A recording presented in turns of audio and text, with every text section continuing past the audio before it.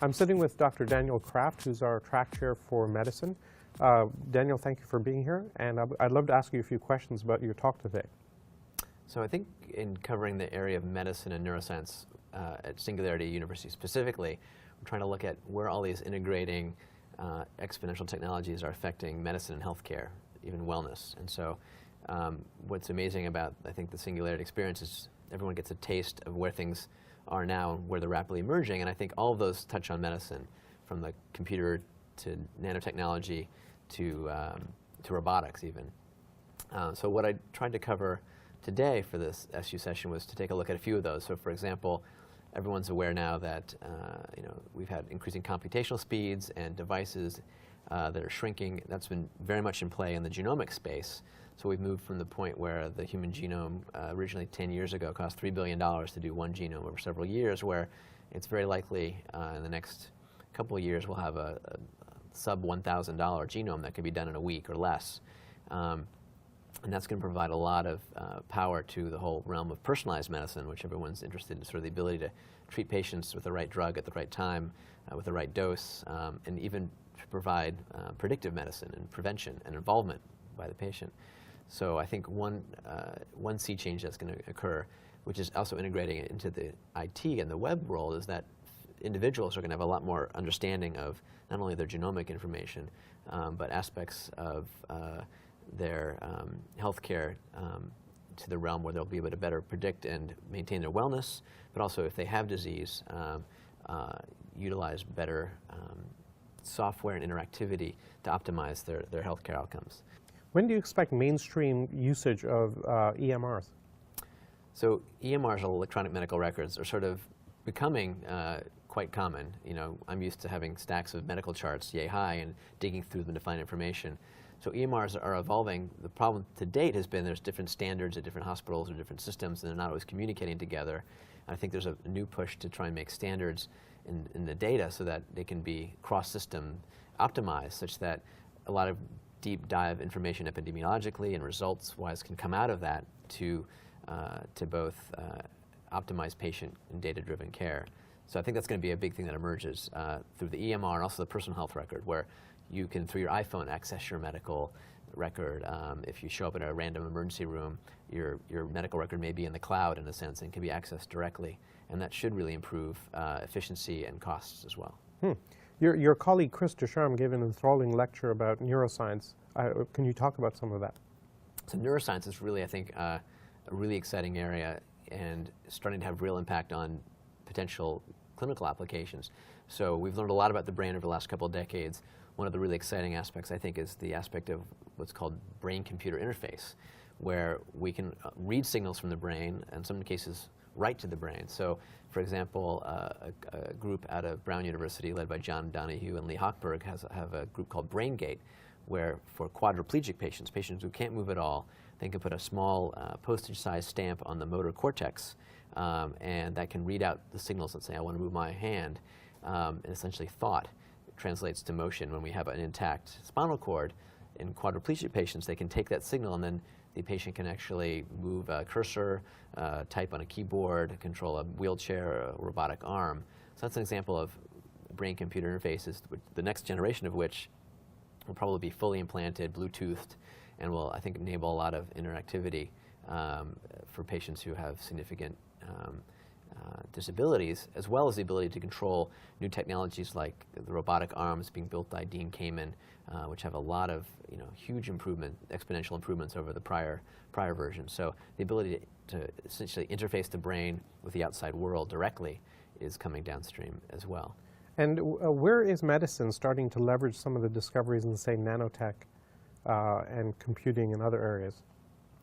Well, medicine is leveraging computing in many ways. I think one thing that's going to start happening is the integration of what's called systems biology. It's not just what your genome is, like your base genome, say your base genetic risk profile based on what genes you're born with. It's going to be an integration of your proteome, what genes are being expressed, and learning how to measure those in real time, integrating that with your environmentome and what things you've been exposed to. The whole nature-nurture thing comes to play. So integrating all of that in a systems biology way, potentially leveraging artificial intelligence to start interpreting that data to the point where there's this sort of health stream of information over you as the individual that you can start to understand, make that actionable, both for you as an individual, both for your wellness and for disease therapy, and that can have interplay with your physician. So using exponential technologies, hopefully in a decade or so, when you walk into your physician's office, they're going to have, you know, your, hopefully potentially your whole sequence of your genome available. They're going to know some of the risk predilections that derive from that. You'll be able to do a spot test of your blood that can measure thousands of biomarkers at once and give a picture of where your health status is and potentially tracking disease or therapy, and integrate that in a smart way so that you're not getting reams and reams of data, but it's put together in a useful, integrated manner that can lead to both better prevention and treatment. Great. I'll mention one other area that's Please do. exciting. So my field is regenerative medicine, focused in stem cell biology, and there's been a lot of hype and hope around the stem cell world in terms of what its potential application is going to be and when that will happen. Obviously, a lot of political debate around embryonic stem cells. I think one of the most exciting realms in the stem cell world is now the ability to take, let's say, a skin cell from your nose, which has the same DNA as you had in your embryonic stem cells when you were 8 days old, and essentially realize that that DNA is there. We can reprogram that cell now to have the stem cell program essentially turned on, and it's been only shown in the last 3 years that we can reprogram adult cells from, let's say, skin to turn into pluripotent stem cells that are almost equivalent in power and activity of an embryonic stem cell.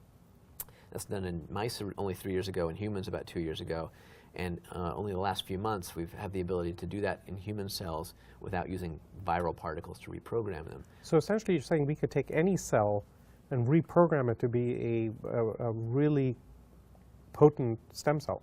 Exactly. Stem cells have different levels of potency. Embryonic stem cells are pluripotent. They can turn into any of the 200 tissue types you have in your body, theoretically. Well, let's say adult stem cells are a little more limited in their ability. The excitement here is you can take a skin cell and reprogram it to act like a pluripotent embryonic stem cell. For example, make your own personalized tissue lines if you need them in the future, new cardiac muscle, new hepatocytes from your liver, new skin cells if you had a burn. And that's going to potentially have a lot of power in the future of regenerative medicine to make your own personalized lines that cannot be rejected like they would be today if you had cells that are derived from embryonic stem cells.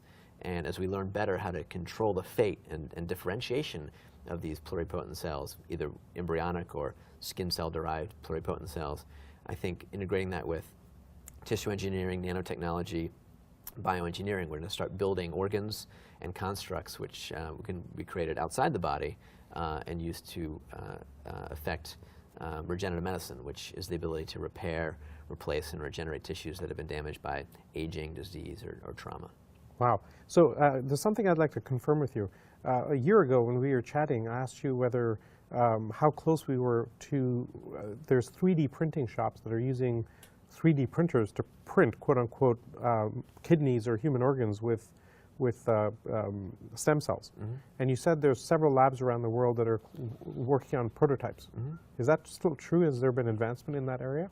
So the concept of 3D printing is certainly one of the exponential technologies that's affecting everything from building small gadgets to houses.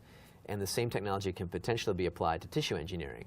So in many cases, if you want to build an organ, it's not just one cell type, it's multiple cell types. It might have blood vessels involved, and the liver or the kidney are complex organs. And the potential here is to print 3D constructs, maybe with the biomatrix, and then on top of that, integrate it in using actual inkjet printers, modified, which instead of ink, they have different cell populations. So you can actually layer let's say the collagen matrix and different cell populations in a 3D printed structure. And those cells might, say, be cardiomyocytes and blood vessel progenitors. And from that, you can start to build an entire organ. And that may be built de novo, or it could then go into a bioreactor and finish maturing, and then potentially could be essentially hooked up to the vascular system and be a replacement organ. So one of the big challenges of regenerative medicine and tissue engineering is how to really build these 3D constructs and then hook them back up to your blood supply. And I think 3D printing is one exciting technology that's being applied to this field to potentially sort of, again, grow organs on demand outside the body. And how quickly can I grow hair? Well, interestingly enough, there are several groups working on stem cell and regenerative medicine type technologies for the major public health disaster of male pattern baldness. And essentially what they've been able to do is identify the follicle stem cells, or hair stem cells that are in your scalp, and turn back on their programming and reactivate them. So instead of actually having to transplant hair follicles, you can reactivate. There's something called the Wnt pathway, and there are several companies and groups working on ways to do that. So there's hope for you yet. Wow, I better start buying some shampoo. There you go.